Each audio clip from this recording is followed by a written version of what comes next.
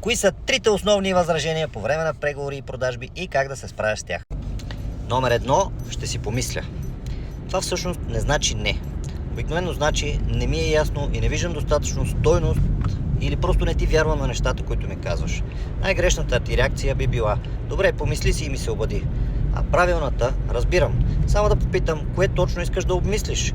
Този въпрос вади на масата истинското възражение, без натиск и без да има нужда човека да се защитава. Номер 2. Скъпо ми е. Това определено не значи нямам пари.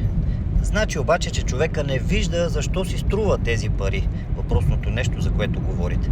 Грешната ти реакция в случая са отстъпки, оправдания и обяснения.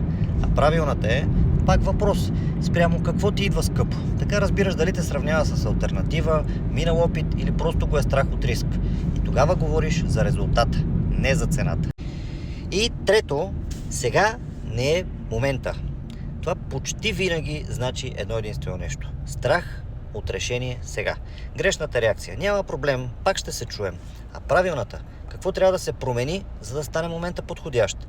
Тук или има реална причина, или просто разговора приключва честно и откровенно. И в двата случая печелиш. Запомни, възраженията не са отказ, те са покана за по-ясен разговор. Който се кара с възражения, губи сделки, а който ги разбира, ги затваря. Бъди от хората, които затварят успешно сделките.